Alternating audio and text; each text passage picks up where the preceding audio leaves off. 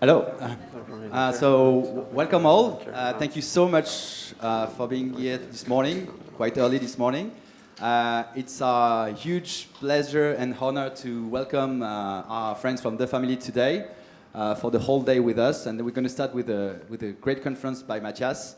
I think it's really cool that they made the effort to come to us. Very inspiring. The path that they've taken for the last 6 years, and it's going to be very interesting to hear the conference tonight, what they're going to talk about, the work they've been doing, building the ecosystem through Europe for the last 6 years. Very interesting about also the values that they show and they live every day, they are one of the few actors who are trying to live and see through the startup fad and tell the things how they are, and that's something that we are very fond of also at Monaco Tech. And the mindset also we're trying to diffuse through with our founders. So with no further ado, I would like to introduce Matthias Pastor, who's going to do the first conference. So Matthias is the director of fellowship at the family. And he's going to talk about what it takes, what it is to really be an entrepreneur and not a one-entrepreneur. Thank you, Matthias.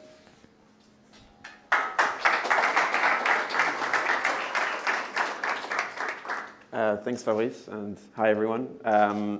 So I'm going to be speaking about, as Fabrice said, sort of what we think good entrepreneurs do, and rather what I think good entrepreneurs shouldn't do, and sort of the lessons that we've had over the past couple of years at the family.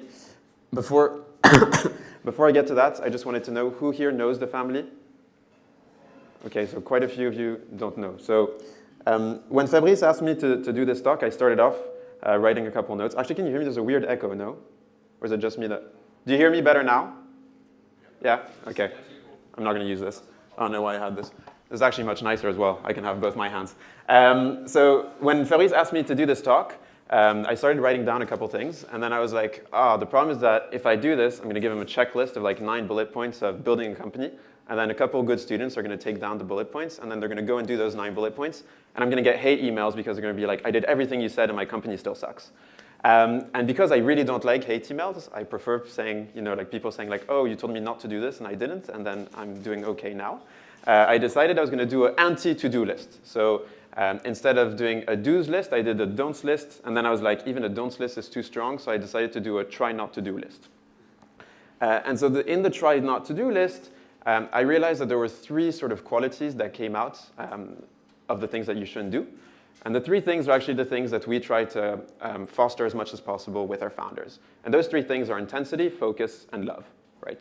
If you have those 3 traits as a founder, statistically you'll win, right? It doesn't mean that you'll win every time. Like all rules, there are exceptions. And so I'm going to give you 9 rules, and I know that you're going to say like, oh, but this founder is an asshole. And I'm going to say, yes, it's true. He's an asshole and he's doing well. But more often than not, assholes lose, okay? So it's good. One of the rules is don't be an asshole. But we'll get to that a bit later. So because a few of you don't know what the family does, I'm just going to give you a brief overview. Usama will talk about it a lot more for those of you who are joining us tonight. So the family started in 2013 in Paris with the idea of defeating what we labeled as a toxic ecosystem. What we meant by a toxic ecosystem back then, and then that definition hasn't really changed that much, is an ecosystem that was making it hard for founders to build great companies. So founders were putting a lot of sweat and blood and tears and toil into trying to build companies, and they were an ecosystem that was fighting back, right? And fighting back meant a variety of things. It meant having really bad investors on the cap table that were trying to get a bigger share of the company than they probably should have for the company to have a healthy life. It was regulators trying to kill innovation right in the cradle before founders even had the time to kick off. It was friends and family who were telling people, are you completely crazy? Why are you leaving your job to build a business? You're either like a hyper-capitalist pig or completely delusional. Either way, it's not very supportive. It was very hard to incentivize employees to leave corporate jobs that were paying very well, because in France for a long time, equity wasn't considered particularly valuable, and today, arguably, it still really isn't the case. And then the last thing was France, I mean, Monaco, you don't have that problem, but we'll get to that point. But France has a weird problem in that it's a relatively big market, right? It's like 60 million people, and there's a lot of SMBs, there's a couple corporates, et cetera. But it's not a huge market. So if you want to build a company that defines a generation internationally, you're probably going to have to leave France. But it's big enough that you can become very personally wealthy. And so a lot of companies ended up being stuck in this weird middle ground of being a local giant, but a global dwarf, right? And it was very frustrating for us because we saw these founders, which we thought could be super high quality, but because of the market that they were born into, sort of fell into a middle ground. And so the idea over the years was to give them 3 things that a family would give to their children, and our children are entrepreneurs. And so the things that we focused on were knowledge, right? So we decided that instead of having, so there are 2 options. Either you base it on the local knowledge, right? And the problem is that when you don't have a great local entrepreneurial scene, then the knowledge that you have accessible is sort of not top tier. Or you just you copy and paste what happened in the Valley or what happened in China and you try to bring it in France. The problem with that is that a lot of what applies in the US just doesn't happen in France. And so what we decided to do was to get the best people that we could from everywhere, and every time that they would come over, try to adapt it to the French context. And so now that we've done that in France for the past 6 years, we're slowly progressing and doing that in all over Europe. And since we've opened offices in London, Berlin, and Brussels, and we sort of tried Barcelona, but then partied too much and worked too little. So we closed that. We'll come back to it when we talk about focus and intensity. And then the second thing was tools. So one of the things that we noticed was that the local investors that sort of had built companies in the 80s, 90s and thought they knew everything were killing the companies slowly. And so we needed to delay and push back as much as possible the moment where our founders needed to raise money. And so we decided that we were going to do sort of like a union, right? Family is essentially a union of small children. Well, in our case, it was a union of entrepreneurs. And we went and negotiated deals with loads of different service providers so that founders could push back the date that they needed to raise money. And then finally, at some point, they do need to raise money, right? If you're building a business and you want to grow very fast, if you're limited by your own cash flows, well, there's a limit to the speed at which you can grow. And so the idea was, okay, instead of limiting it to the local investors that don't necessarily have the best track record, we'll open it up and we'll try to put France on the map, essentially. And so 6 years in, we've held something like 600 plus companies, 250 of those are still alive. Yeah, we are in an industry with a very high death rate, but you get used to it. It's part of the fun. They raised something like 600 million plus euros, and some of them, I mean, in total, they're worth like almost $4 billion now. So in 6 years, we've managed to create what we think is a substantial amount of value. But we've also learned a lot, right? And we've learned a lot at the expense of others. And so the idea with this type of talk is that you can avoid making the same mistake that those thousands of founders have made in the past 6 years. So on to the rules.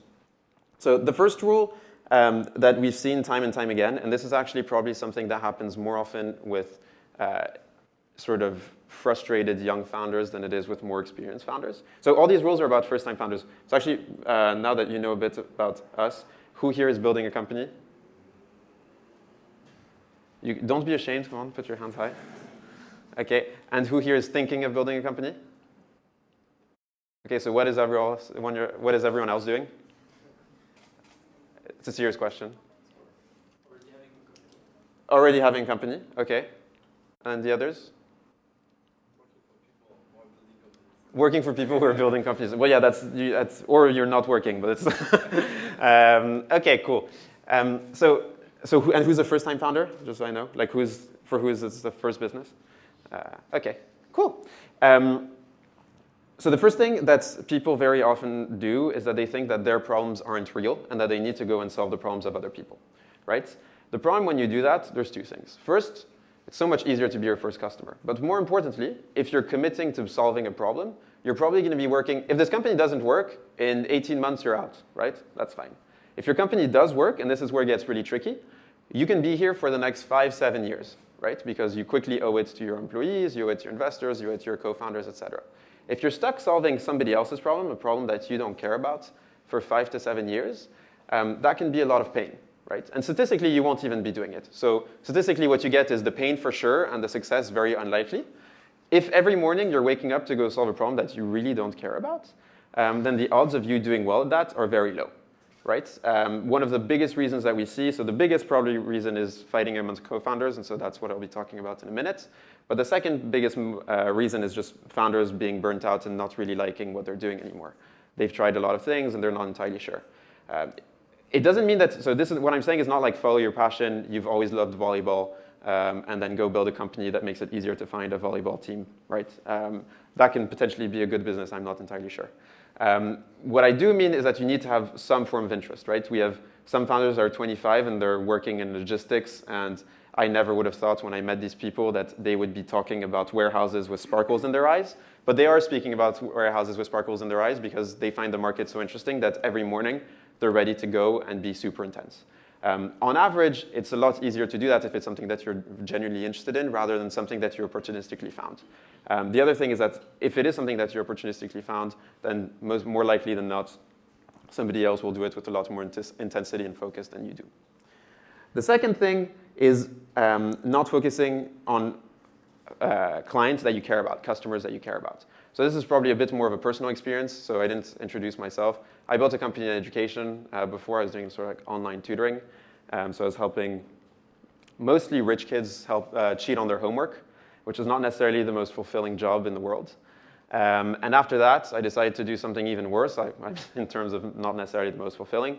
I worked in a hedge fund, so we were helping high net worth individuals make, I don't know, 13.5% returns instead of what the market was offering at like 12. And that 1.5% was supposed to give me meaning in life. And as a 20-year-old, helping LPs wasn't necessarily what I thought was the best thing to do.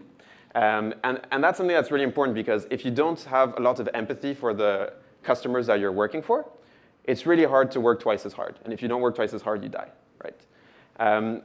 And that's probably even more important than being sort of like intellectually stimulated by the industry in which you're working. If every morning you love doing those customer onboarding, so to give you an example of the sort of commitment that you're expecting, does anyone here know Superhuman, the email clients?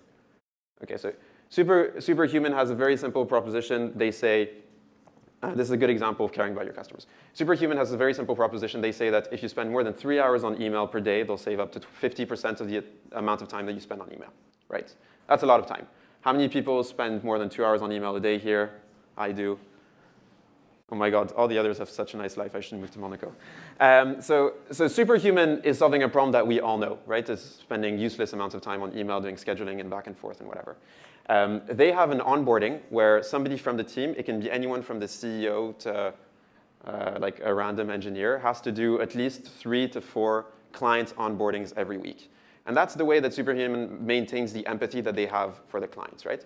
And once again, in this case, the client isn't someone super concrete, right? It's not like, it's not a student, it's not an LP, whatever. There is no real like Superhuman profile type apart from spends more than X amount of hours per week on email or per day on email. So that's the second rule, is if you don't care about your customers, it becomes really hard to outdo yourself.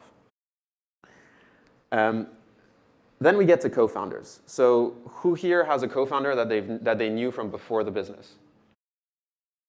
Okay, and who doesn't? Okay, how did you pick your co-founders? I employed them after we... Okay, so you knew them from before. You employed them and then they became a co-founder? Before.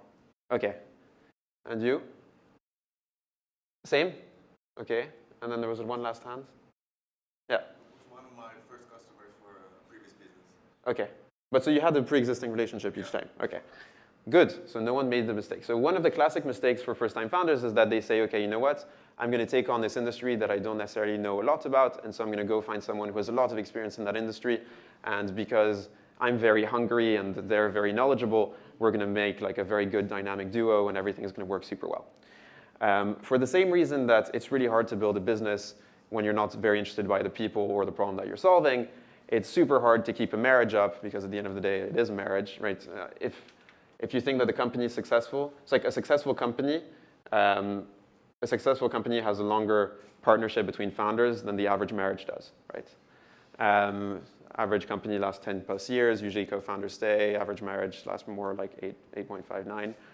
So you put a lot of thought into marrying your spouse, and presumably you sort of check how they fit with all the other people. And for some reason, people think that co-founders are very different and they can just pick a random dude on the street and it's going to work super well, right? You spend 5 times more with your co-founder than you do with your spouse. Like, I don't understand people who make these weird decisions when it comes to co-founders. It's so funny because we are married. Well, yeah, well, so that makes it easier, right? So you spend 100% of your time together. That's usually quite complicated, but I'm very impressed if it's still working on both ends. It just grows exponentially the amount of hard discussions that you have to have in your life, right? I'm sometimes very happy that I can hide from my girlfriends by going to work and then hide from my colleagues when I go to my girlfriend. You don't have anywhere to hide. But so that's one thing that's super important because it gets to the other thing of being able to have very transparent conversations with your co-founders. In the exact same way that you need to have transparent relationships in your couple, if you're in a relationship, you probably need to have very transparent conversations with your co-founders for several reasons. So one is that co-founders don't scale at the same pace, and they don't scale in the same way. So what I mean by that is that the person who might have been the perfect fit at the earliest stages of your company might not grow and be suited to be running the company with you in 2 years, 3 years, 4 years. And that's a very complicated conversation to have. We've had a company, so typically I was thinking about this warehousing company. So they started off, there was one person who was taking care mostly of clients, one person who was taking care mostly of warehouses, and the other person was building the product. But very quickly they realized the person who was building the product probably wasn't good enough an engineer to be able to build the product that they were looking to build, and that he was too inexperienced to lead a big tech team. And so right after raising their seed, they decided that they were going to hire a more senior engineer and that he would be moving into a product position and sort of no longer running the tech internally. And that was a super, super hard conversation to have, right? If you're 1 year into your company, you raised the funds together, you got the first 100 clients together, and you're suddenly demoted, right? And sort of brought down. You remain a co-founder, but you still don't have the sort of importance that you previously had. That's not that easy a conversation to have, but they felt like it was a necessary thing for the company to be able to thrive. And now they're doing super well. He's super happy because he was a bit stressed about the position that he was potentially going to be in, and I think that he's found his place now.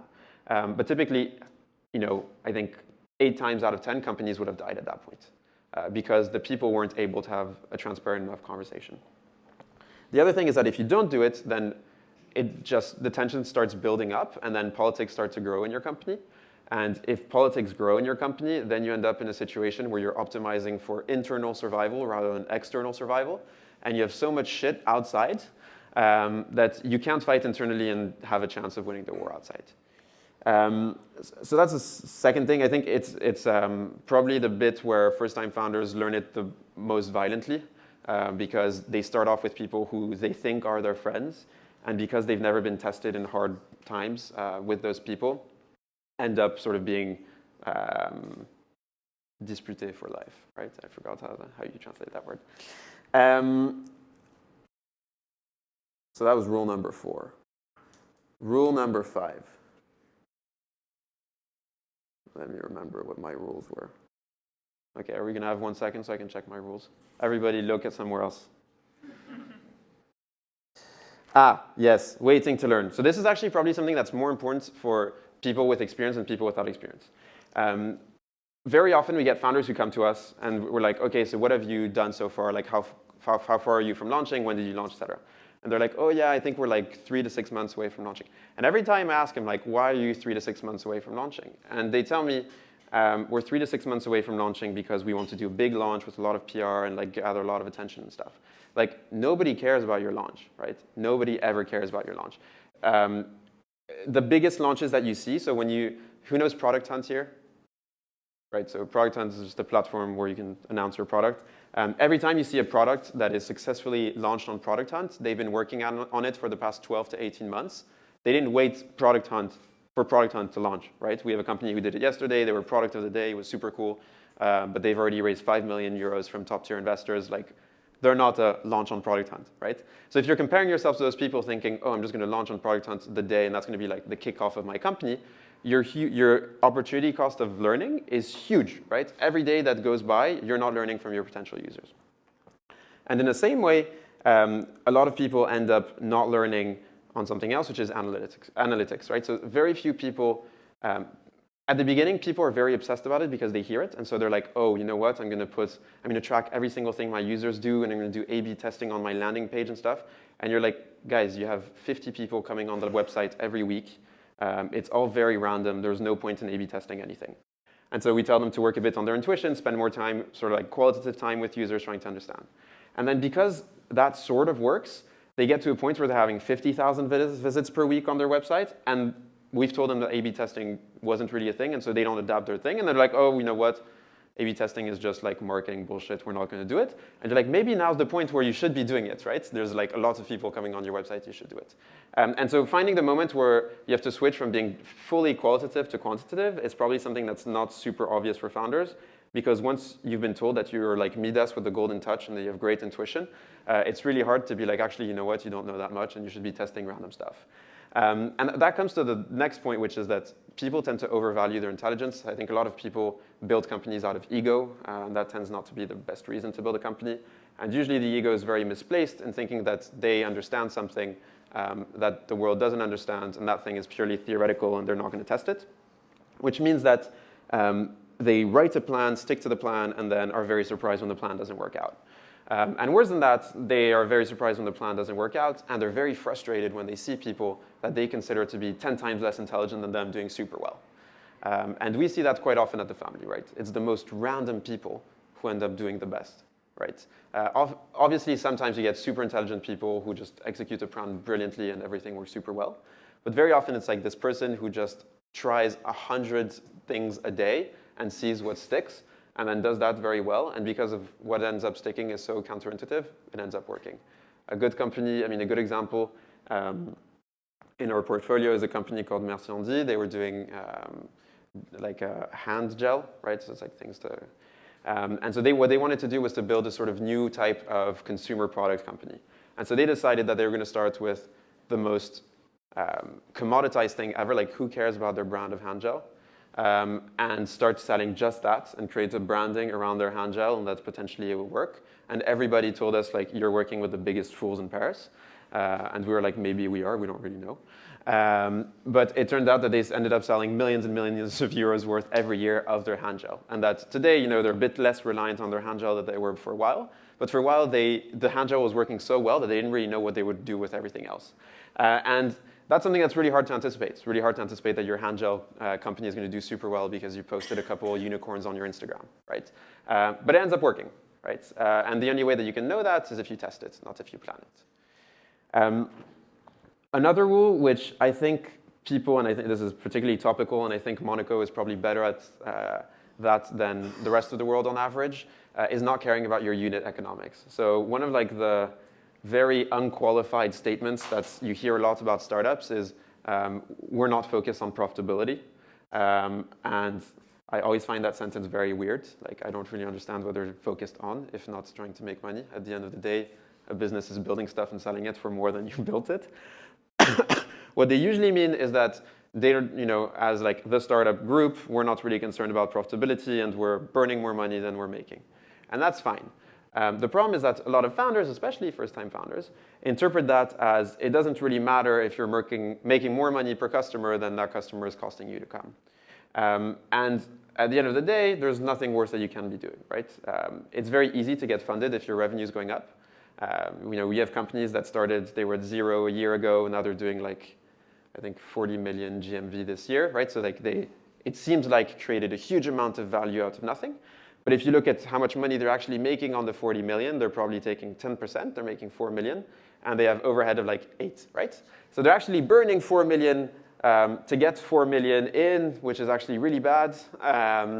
But because the top line is going up and people have told them that it's okay to focus on revenue, they think that they're doing something good. And then you go ask them, like, what do you mean? And they're like, oh yeah, we're a volume business. And like, honestly, the amount of volume businesses is exceedingly rare. Like, usually it becomes much harder to get a customer. They become more and more expensive to get. And they bring you less and less because they're less and less convinced by what you're building. So what you think is a volume business is actually, as volume goes up, it's harder and harder. So it's like an anti-volume business, if you'd like. And so what you're burning now is probably going to double, triple, quadruple. And that's why I was saying I think that maybe Monaco has a bit of a better standard on that, is at least from the businesses that we've seen coming out of here, making money from day one seems to be a pretty important thing. And that's good. I think that's a healthy habit. You get a lot more freedom from a euro revenue than you do from a euro fundraising. Like fundraising is just selling first your hands and then your head and then your guts and everything. In order to go a bit quicker, or sort of like putting your organs in custody and hoping that they'll be a bit nicer than in a couple months. So if you can focus on just revenue, I think, or like actual revenue, not like community adjusted EBITDA and all the stuff that you might have heard of, is probably the best thing. And then the last thing, well, the sort of two last things that I think are probably the most common mistakes, but we'll mostly focus on one, is vanity metrics. So building a company is super hard, right? I agree. I tried, I failed, I burnt a fair amount of money, and in my case, it was costing me more money to acquire users than they were bringing me, right? So I'm fully in this category, and I can't make fun of anyone. But what I also know is that you essentially get no gratification. Every day you go out and you have to be like with a big smile, super optimistic, because you're speaking to clients, and the clients want to know that you'll still be around in a year, and you're speaking to investors, and the investors want to know that they'll be getting their money back, and you're speaking to employees, and the employees want to be sure that they'll still have a job in 6 months because they have their children's school to pay and whatever. And you go out and every day, like you're putting on this face and trying to be optimistic, and you sort of feel like you're Atlas carrying the weight of the world on your shoulders. And so anytime that someone comes to you with cheap dopamine, you're like, yes, give it to me, right? And very quickly, that cheap dopamine can become like heroin, right? It gives you the illusion of happiness. It gives you the illusion of you building a great business. But at the end of the day, once it's gone, you realize that you're miserable and that nothing's going on. And the cheap dopamine in the case of startups are the things that you hear about most, right? They're things like PR, right? At the family, we have a theory that the more a company that's like less than 4 years old appears on television or in the paper, the more likely it is to die in the next 2 years. So in that case, I think it's almost perfectly decorrelated.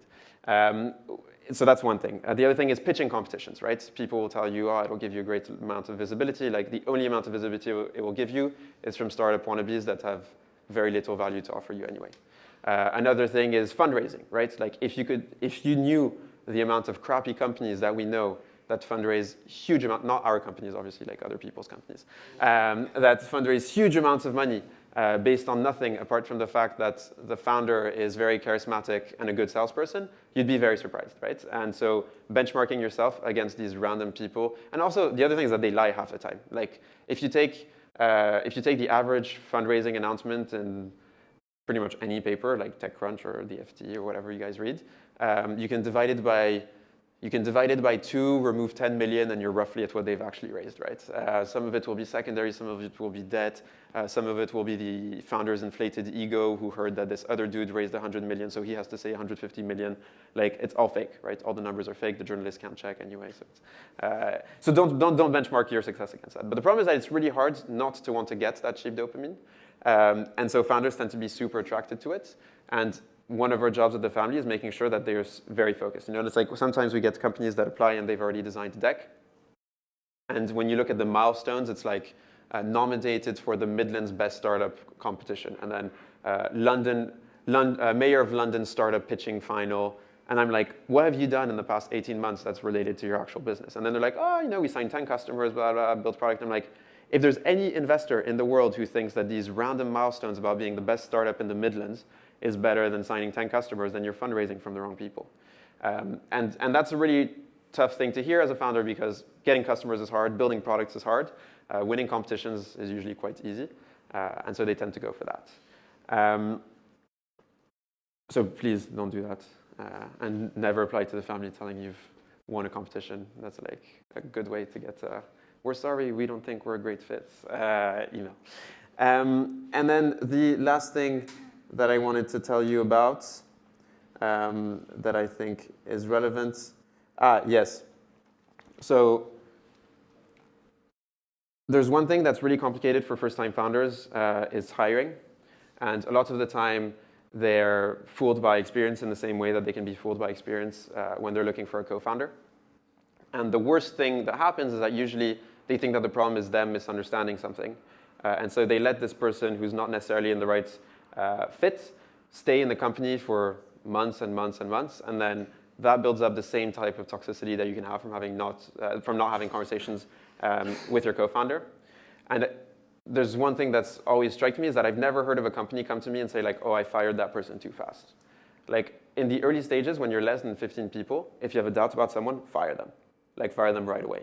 Don't take a month, 2 months to decide and make your decision. Fire them, and then worst case, you'll find somebody identical that you can take back. Like money can buy a surprising amount of things, so that's fine. On the other hand, toxic people can steal so much of your time.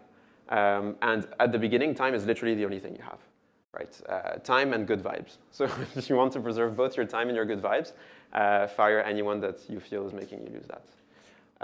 With that, I'm happy to take questions. I know that I covered a lot of stuff that you probably haven't done yet, and then you'll tell me it's obvious, and then you'll make the mistakes because everyone makes the same mistakes anyway. But I'm happy to hear things about your companies or whatever, if it's not your companies. Yeah? You mentioned politics building in a company. Yeah. You mentioned politics build.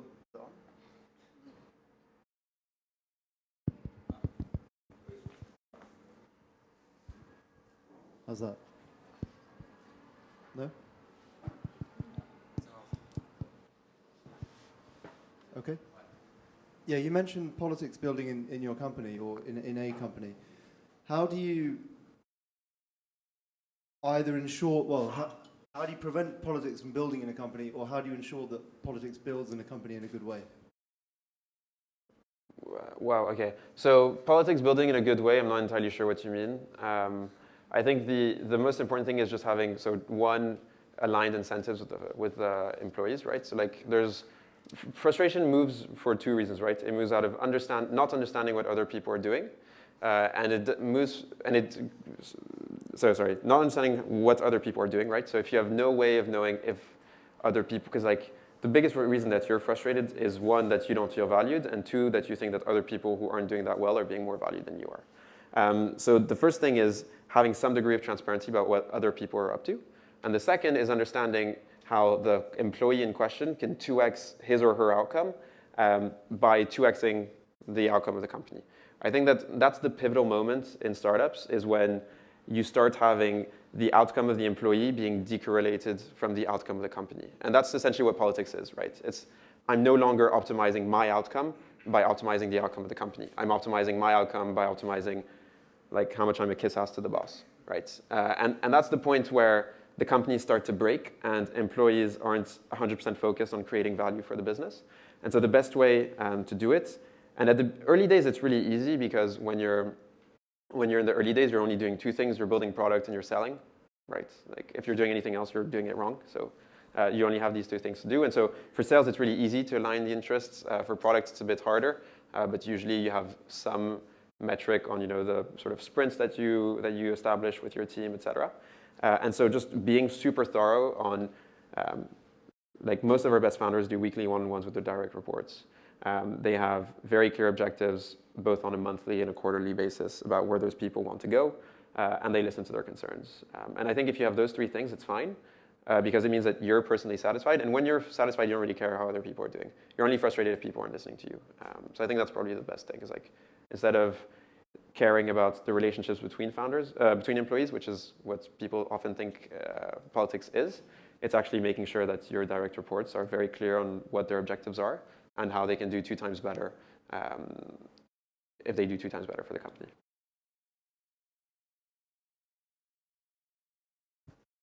Any other question, comments? Yes, 2 quick questions. For a small company from 1 to 5 employees, when is it the right time to hire?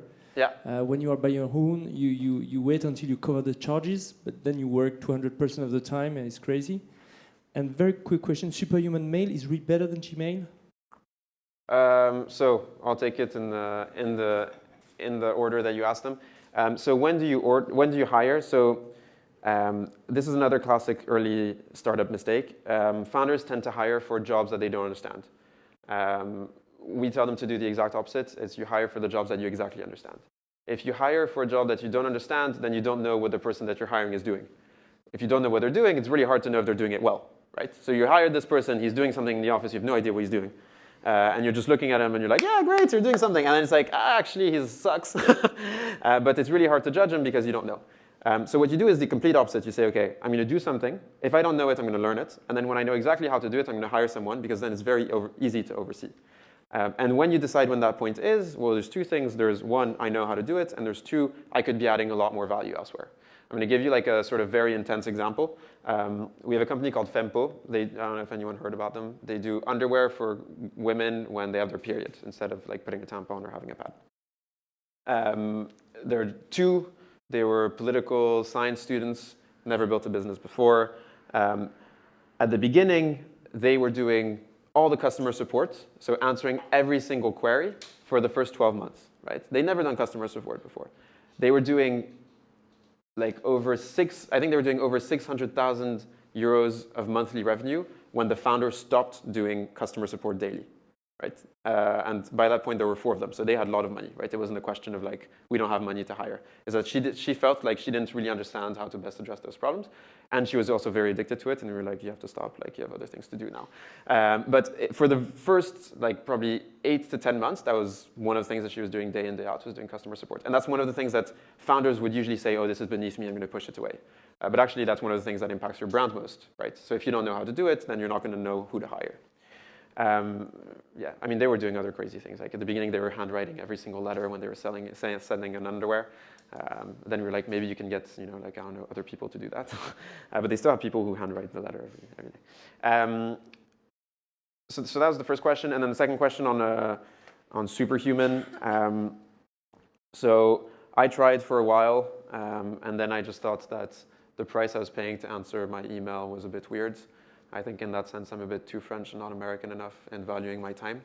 But most of my colleagues still use it. So I guess that it is really good. And the funny thing is that they had so it was like, for a long time, it was invite only. And so a lot of the people who were saying that they loved Superhuman were actually people who had never used Superhuman. And they were doing it for 2 things. One was to look cool, because if you didn't have Superhuman, you weren't cool enough to get an invite, right? So you were saying, oh, it's great. And nobody was going to say, like, oh, you're not using it because it was free advertising for them. And then the other thing is that they were trying to get an invite. And they were like, oh, look, I brought you like 800 retweets. Can you get me an invite, right? So that was really clever on Superhuman. I think it's a great company. If it's actually worth the money people spend on it, for most people, probably not. But for lots of like hyper email writers, it definitely is. I mean, if you save an hour and a half of your time and your day is worth $1,000, that's a substantial amount of, that's 10% of your day. Yeah. So you try it. And actually, as a founder, I think it's one of the best onboarding experiences that you can get, because it's a real slap in the face. Like the fact that team that's raised down to like $50-60 million still has the founder doing 3 to 4 onboardings every week is a pretty humbling lesson. I think it's also great marketing. But yeah, so definitely worth trying out. Someone else. Any advice on keeping critical staff? Say mastery, autonomy, purpose. Any suggestions on how you keep the staff that are really super critical? The important people? Yeah, what's the best way to? I think in that thing you have to be, so one is like, you make them feel loved, right? I said focus, intensity, and love. Yeah, so make them feel loved. And the other thing is just pay them well, right? Like at the end of the day, these people want to understand that you value them. If you think they're super critical and you have 100 times their equity, then you're taking them for a joke, right? So there's a point at which you have to be sort of cold and rational about that as well, on top of the love. I think you sprinkle the rationality on top of the love rather than the other way around, but you still need to sprinkle it. And it's something that I think, honestly, Europeans are really bad at, is being generous on equity. But if you get people who feel like they actually have strong ownership of it, like you make your money back very, very quickly.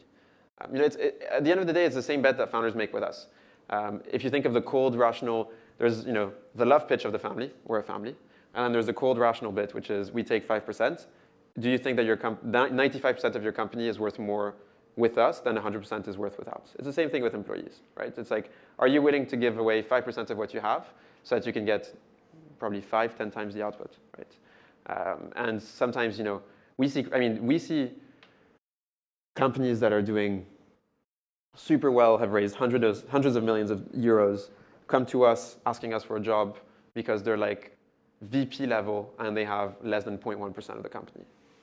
And they're like, can you find me something where people actually care about what I do? And their salaries are capped at, I don't know, 50K because they don't consider that they need to renegotiate their salaries. I think you have one advantage as a founder is that investors are less of a pain in the ass when it comes to paying employees than when it comes to paying yourself. So we still see crazy things of like founder has raised 50 million, he's been 5 years in the business, blah, blah.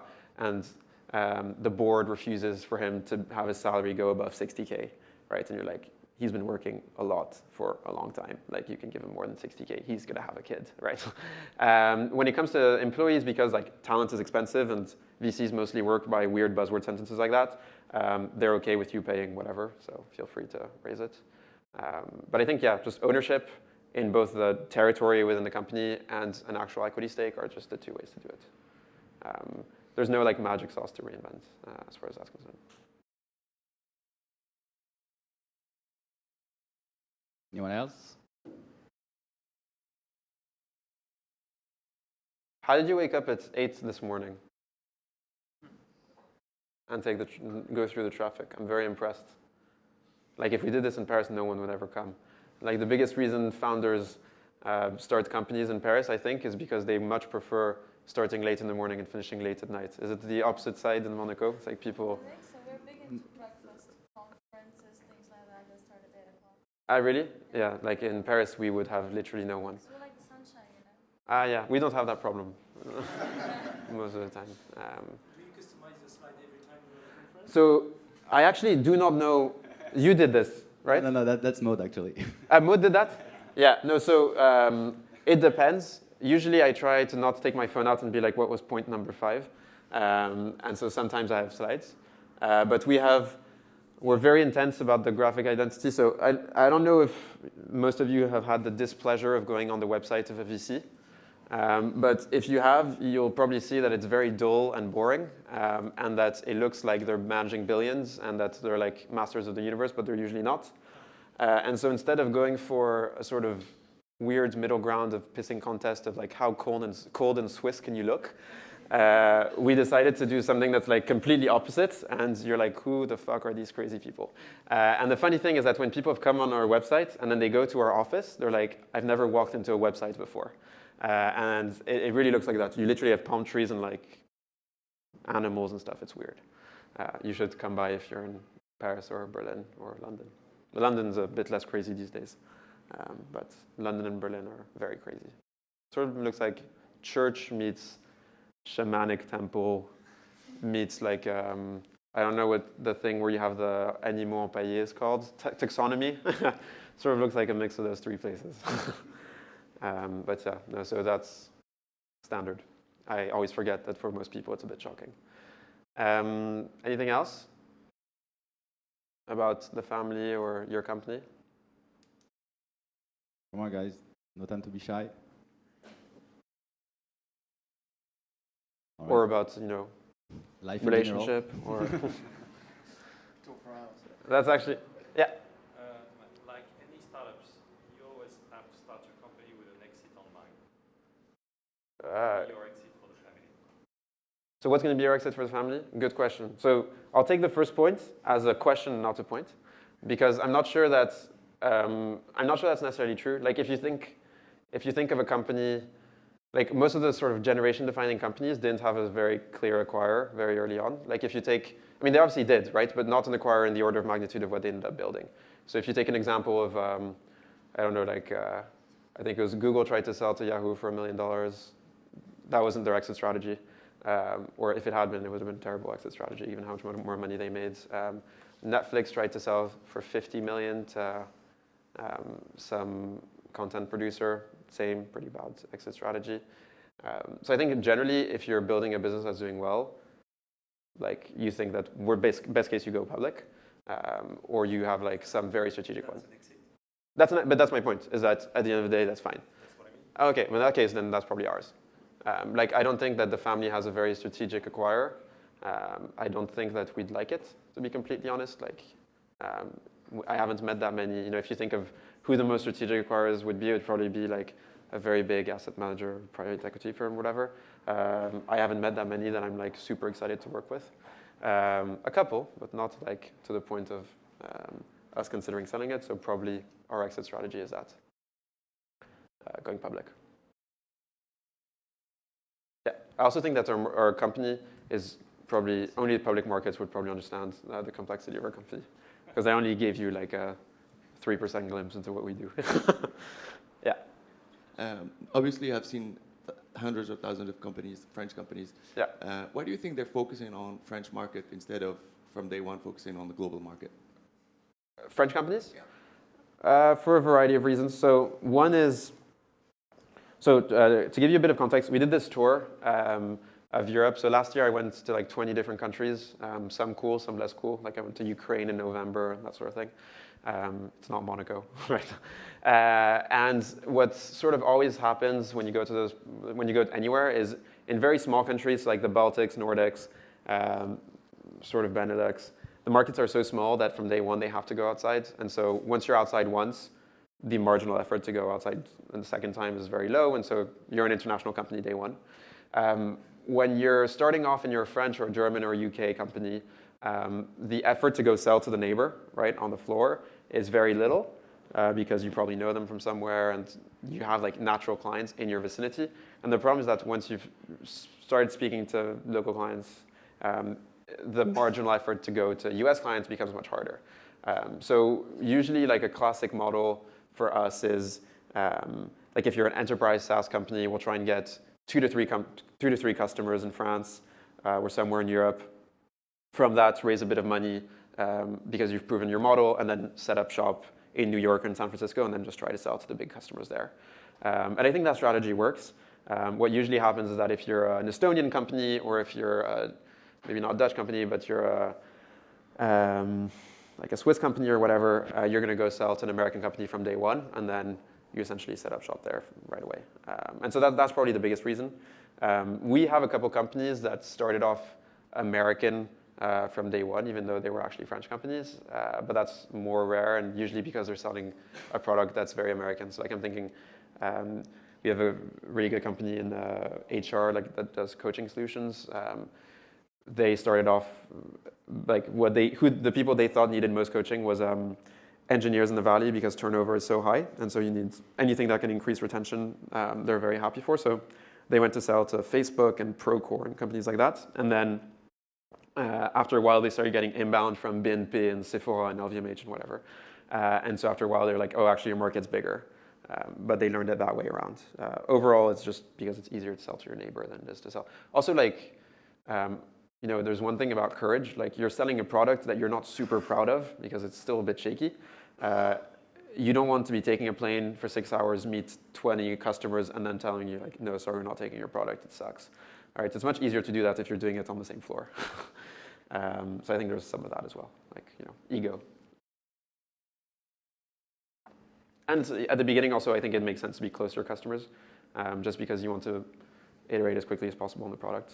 And so if it's a 9-hour time difference, I mean, I don't know if any of you have investors on the West Coast, but like scheduling a call is a nightmare, right? Because they can only do it 2 hours in their morning, and you can only do it 2 hours in your evening. So the probability of you finding an overlap is actually quite small. And if, you know, you can only speak to each other once a week, or like a week apart every time rather than 2 days apart, that changes dramatically how quickly you can build.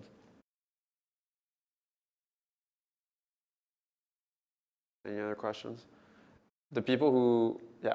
Just a more personal one. Do you have any link with Monaco, and do you knew Monaco before coming? No, so I know that I have very famous homonyms. I have a funny story on that. So the day that the poor woman had her incident, I don't actually remember her name. I went to the doctors on that very same day, like the day that the announcement came out. And I was doing my generalist inspection, whatever. Like I haven't been to the doctor since. I think I was traumatized by that. So I go there, and the guy's like, okay, we're signing everything. He does my certificat médical for I don't know what sport I was trying to attempt at the time. And then he's like, I'm sorry to ask you this potentially very personal question, but are you related to the deceased person? And I was like, that is such a weird question to ask me. Like, one, no. And two, if I was, like, why would you ask me that? But no, so I'm not, if that's the question you were asking. Yeah, behind was what do you think when we say Monaco? When you know that we're coming, what is your point of view of Monaco on the ecosystem and everything from Paris? Yeah. So to be honest, as a startup ecosystem, I think I have too little knowledge about it to make any sort of sophisticated comments. That's part of the reason that we're here, is because we were keen to learn about what it looks like. And then in terms of the startups that we would be expecting, they're definitely not the startups that you'd expect in Berlin, would probably be my answer. It's less underground and e-commerce and probably more, sort of higher tier services and wealth management would be my expectation. But that is, again, based on mostly cliches of Monaco rather than anyone I've met there. And it's relatively small, right? So you can't build, like, local marketplaces in Monaco would be a weird business to build. Right, you'd have to do it somewhere bigger or with the idea of moving quite quickly. So still very much in the learning process. It's 8:30 a.m. or whatever, so I don't know. We landed last night.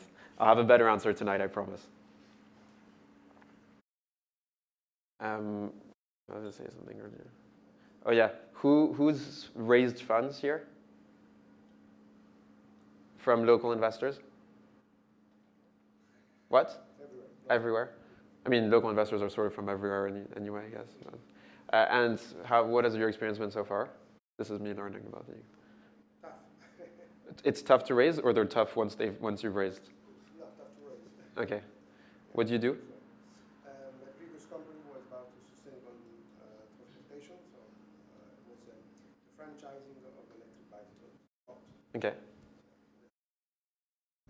That was my first racing. Now I'm working on to raise a fintech, and again race is a little bit easier, but it's not that easier as well. So is the business here? Like, is the activity of the business?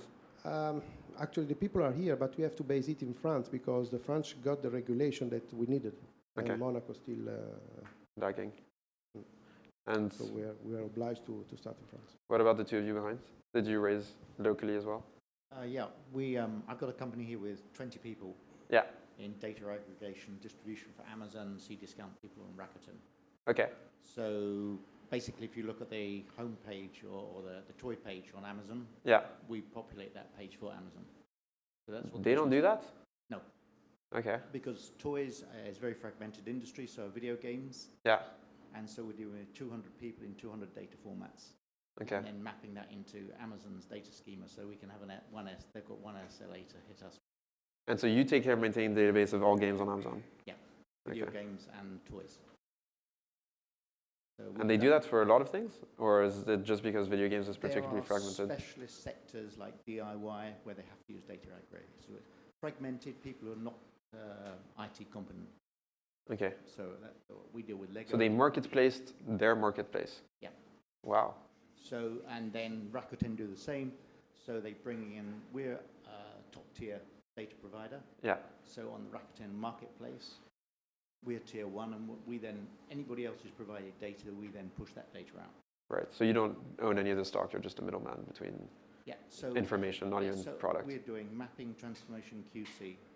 Okay. To deliver that. And you raise from Monegasque investors?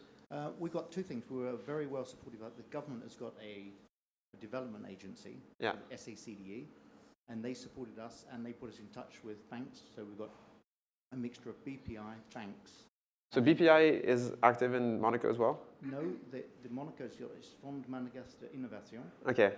Yeah, and so they work, the due diligence is done by BPI. Okay. And so that works very well, a trilogy. So you've got local supports from local banks, giving medium-term loans, the government taking equity, for the development phase of the company, and then supported by BPI for the innovation. Okay. And that's worked very, very well. Cool. So no private investors? Through the environment of Monaco Tech, Fabrice introduced me to a high net worth individual. Yeah. And then he invested a small amount in the company as well. Okay. And so it's a good environment. Because in France, BPI investment is usually tied to having private investment. Like it's a follow money rather than sort of the first Here money. it's the SACDE, Yeah. which is the leader, the catalyst for the bringing in Okay. BPI. But BPI, their role is purely due diligence. Yeah, no, I understand. But I mean, even the public fund can be a lead investor at Monaco. Okay, cool. So it works well. Thanks. Okay, well, that. Other comments about fundraising? Experience sharing so far? I mean, it's good that not that many people have raised. It means that your businesses are doing well. Yeah, or at least taking a bit more time, but better to raise later with better people, on average. Yeah. You said that a lot of the people who do well are unexpected people who you wouldn't expect at the start. Given your experience now in working with entrepreneurs, can you tell early on the kind of people that are going to succeed, or are you still in the dark like everyone else? I mean, I'd say that we can probably tell better than average, but we still have a pretty low batting average. So we are, to some extent, a business of volume, right? So like we take 100 companies every year, looking to increase that to 200 companies every year. So that's quite a lot of people. Out of those 200, we expect one to be worth more than 199 other combined, roughly. And if you look at our sort of annual cohorts, it's not organized as a cohort, we just take companies all the time, but if you just cut it year by year and look at how those things have performed, when I said that our portfolio is worth almost $4 billion, it's mostly concentrated in one company every year, or like 5-10 companies in the past 6 years. I think there are some traits that we're better at discerning than most people, also because we have very little, right? So like when we pick a company, we base it off 3 things. We base it off how intense they are. So just because you start off, usually they've been at it for maximum 6 months, 3 to 6 months. So what you're trying to do is extrapolate a curve from very little information. So their intensity is important. It's like how many things have they tried to do in the past couple months. And then it's mostly a function of, do I see myself working with them? Because 9 times out of 10, their equity is going to be worth nothing. So I'm essentially working for free. And in the same way that it's important that you enjoy the problem that you're solving, because if you don't enjoy it, then you're probably not going to make any money and not enjoy any of the time you're going to spend not making any money. It's important for me to enjoy the people I work with, right? And so that's the second thing. And then the third is like, are they receptive to feedback? Because if they're not, then we're probably not going to go anywhere. Receptive to feedback, not meaning that they do what I say. Like we have a joke with Usama, which is sometimes founders come to us and they say, should I do A or B? And then we tell them, I don't know, do A, just because we know that what costs them a lot more money is indecision rather than making the wrong decision. So they do A, and then they come back to us and they was like, oh, the answer was B. And I was like, yeah, we knew it all along, but we wanted you to learn it by yourself. And I think it's a general lesson in what we do is like we help them. Obviously, when we know, we try to tell them what to do. But most of the time, it's about them not wasting any time on like being stressed and undecisive, just making decisions. And obviously, if they have like a good balance of being receptive, but at the same time stubborn enough that they try stuff, that's what we go for. But so honestly, it's a bit like shots in the dark. And then the next thing is obviously like, are they working in something that we think can be very big? Like the model is we take 5% of a company. If the company does very well, usually it's going to fundraise. We're going to be diluted at least 40%. So we're going to end up with max 3% of the company with that stake. So if you want to make, I don't know, 30 million a year, that company has to be worth $1 billion. So if you want it to make sense, you need to be attacking markets that are conceptually big. Like it's okay if you don't think that they're very big now, but you think that either the company can expand into new ones or that it's growing enough that in 7 years' time, you'll be in a place where you can make a fair amount of money on it. But so our standards are really loose, but also because we start very early. And we can take gambles that no one can take because we don't pay for the equity, right? So like we have some things on our portfolio that VCs would love to have, but could never justify to their LPs. But that's what makes our job a lot funner than VCs.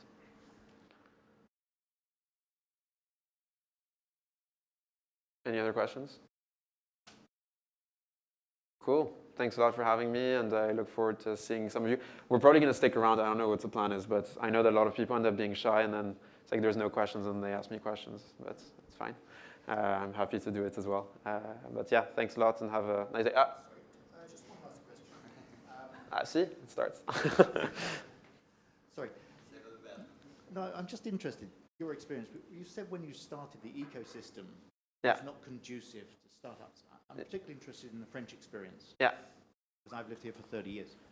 Do you think the ecosystem has changed in Paris, with particular regard to the VCs? This guy in front of me, he mentioned about raising money in France. Mm-hmm. Do you think it's changed the VC approach in Paris over the last 5 years? I mean, so if you just look at the number of funds, that's definitely changed. I think that you have a lot of people who weren't decision makers 5 years ago who have become decision makers, and people who are probably a lot better for founders than the people who were making most of the decisions 5 years ago. I think you have a lot more competition than you did before. So typically, if you look at Series A and above, so for rounds like more than 5 million euros, you have like all the funds in Europe are looking at all the deals roughly. And actually, increasingly, we're seeing American funds come to Paris. It's a big part of our job is like when these people come, we introduce them to a dozen companies so that they have a good idea of what's going on and they can sort of take a pulse of the ecosystem.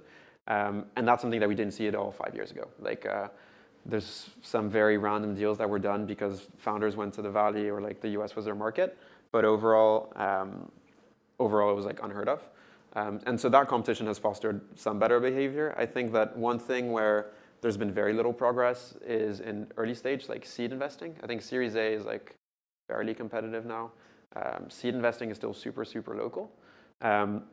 What has disappeared is the really bad terms. So, like it's really rare now to see a cap table where an investor bought 40% of the company for 150K. It wasn't 6 years ago. Now it's like relatively standard, and the terms are standard. The valuations are not standard, but like within certain bounds and stuff. So that's been better, but I don't think that there's like a huge amount of super smart capital flowing around yet. Notably because it's really hard to have competition at seed. If you look at what happens, like if you look at most of the companies in France, I think like 95% of them have local seed investors rather than people from abroad, which means that the competition remains sort of closed. I think that's something that we're working on. So like to give you an example of stuff that we do to make that easier, we do this week actually we're doing a portfolio update call. So there's like 150 VCs who tune in to listen to news on 15 of our portfolio companies. And those 150 VCs come from everywhere, right? So we have Polish investors listening about French companies, German investors listening about Polish companies. And so that creates some degree of knowledge, and we make the intros between people that matter and stuff. But we're still not at a point where like this is a super healthy, productive ecosystem. The other thing that's missing is I think it's not just a question of VCs, it's also a question of good angels. So there are some check sizes which are, so like globally, like VCs make money out of the fees that they take on assets under management, not out of carry, because most of the time they don't return the money. So their goal is to have as big a fund as possible. And then when your fund becomes big, you have to write bigger and bigger checks to deploy that money, because then you need to go and justify raising another fund. And so you end up having sort of a bit of a gap early on of people who are able to raise the first, to sign for like the first 500-600K that you need to build a great product. And the problem is that in Europe, because you have very little liquidity, you have very little good founders or operators that have money to invest. So like we know all the good ones in Paris. We know a good amount of the ones outside of Paris, but like, you don't have, it's not like you have a 200 million euro exit every other month, right? Like it takes some time. And it's not like, I'm not even talking about $1 billion exits, right? And then if you compound that with the fact that most founders are cheap on equity, you don't have like 1,000 millionaires that are created out of an Airbnb or a Stripe or Uber or stuff. And that's what builds an ecosystem, right? I think one place where I'm super optimistic, and we went there earlier this year, is Bucharest. Like if UiPath? So UiPath is a robot process automation company.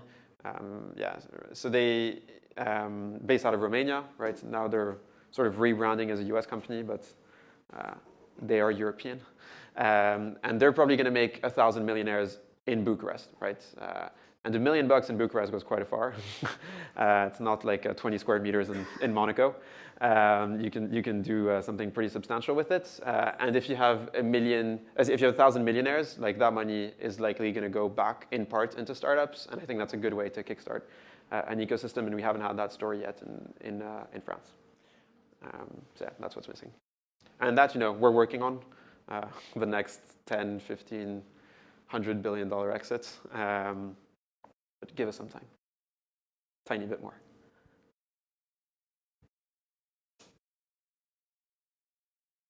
We're good? Perfect. Thanks a lot for coming. Merci beaucoup. Thank you, guys. Thank you so much. So now this is over. If you want to stick around and have a chat with other people or around, you're welcome to stay. Most of us are going to go back to work. And I hope to see you soon. And thank you again for coming this morning. Thank you.